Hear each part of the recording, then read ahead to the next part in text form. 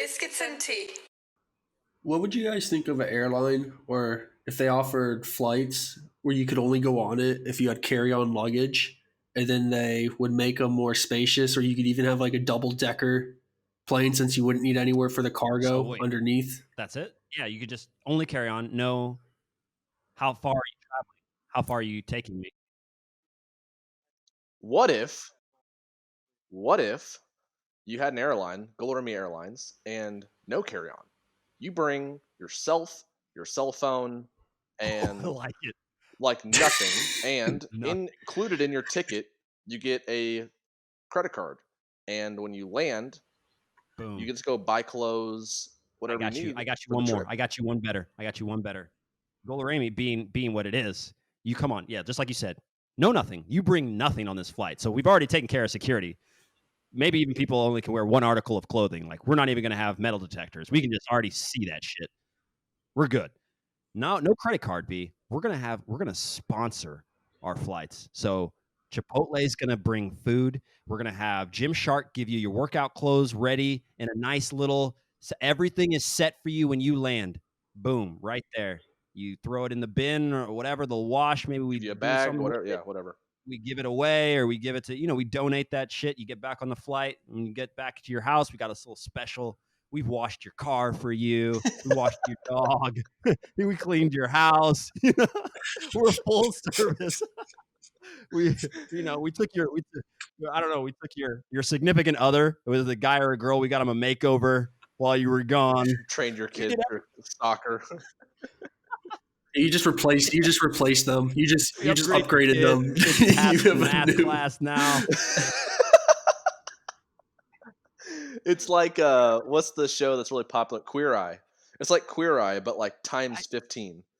Okay, I don't know the show. I see a bunch of references. I obviously know when I hear it in pop culture. I don't know what it is. I don't know. Yeah, they actually came to Kansas City and filmed a couple seasons in Kansas City. But it's an idea that was obviously copied by America. Once again, great segue into this. But it was done in other countries, and it's just a group of gay guys that go to someone's home that basically a family member or friend will nominate them as somebody who needs to take care of themselves better, dress better, better makeup, self-discovery, and how to cook.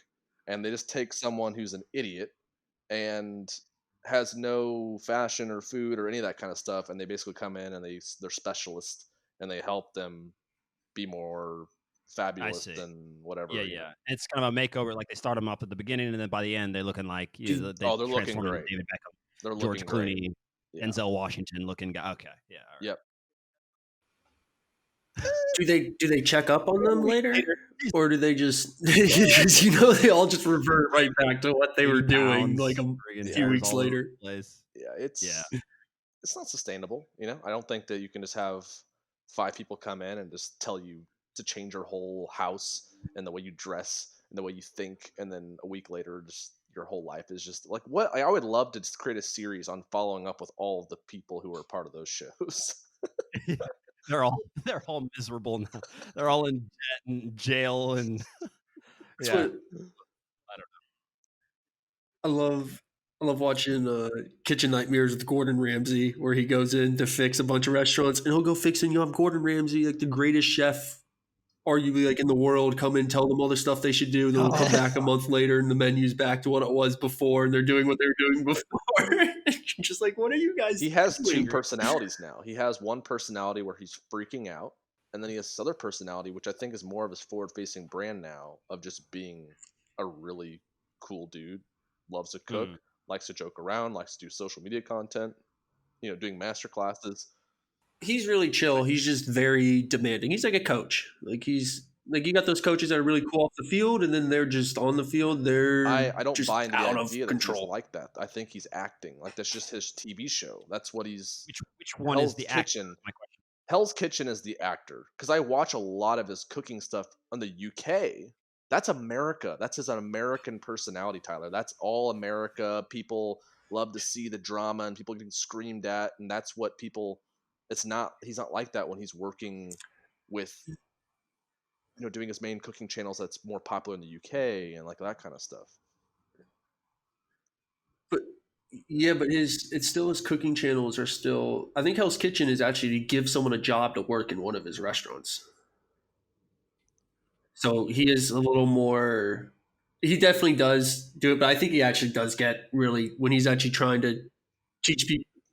See, but I actually think the way to fix the people that are see people need to you guys out there, you shows, you guys need to consult with us if you want these shows to actually change people's lives. Because what you do is you need a little Gordon Ramsay coach. CB, once you go in there, or once you have what's the name of the show? The Queer Eye? Yeah, Queer Eye. What's it called? Yeah, yeah. Queer Eye. So once you do that, what you got to do, and everybody on Queer Eye is gay. Yep. All those Yep. dudes.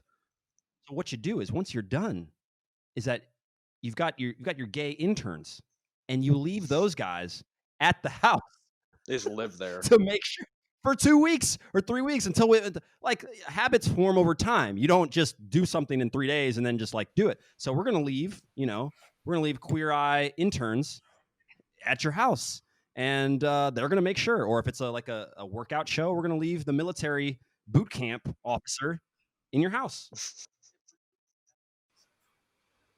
If we're doing that, why don't you bring them to you like a drug rehab I place can where you tell bring you why. I can tell you why, because they're going to return to their natural habitat, and they're not going to have that habit formed there. So we got to go to where you live, where you feel most comfortable, and form the habits there. So you start to associate good workout, good fashion, all that stuff at your home, where you're at, and we'll change your life there. well, we can while they're in the rehab, we can fix their house to look exactly like the rooms in the rehab house, and then we can actually have a double show where it's the home makeover. Yeah. Well, Dude, I thought that was my life as a kid. I thought that everything was planned and acted out. I was very paranoid as a kid. Like I thought that like when I was watching Oprah, like at my grandparents like during the day, like that they were just like doing that for me. And I thought that I was like part of this big like thing and like everyone was in on it and like that I didn't know. I literally thought this when I was like kindergarten. I remember explaining it to my mom and she being like, "What are you talking about?" And then I saw the Truman Show and I was like, that's exactly what I'm talking about. That's what I felt like my whole life." Yeah. Wow. Could you imagine that could still be true? It just could be bigger in a different, like, I don't know. I'm just for the sake of this argument. What? this is again. This is South Park has another episode on this where the world is just a big reality TV show where every species is actually from a different planet. Like there's a whole zebra planet, there's a whole giraffe planet, there's a whole human, there's like an Yeah. Asian planet, a black, and then they just threw them all. What if? Well, would you care if that was true?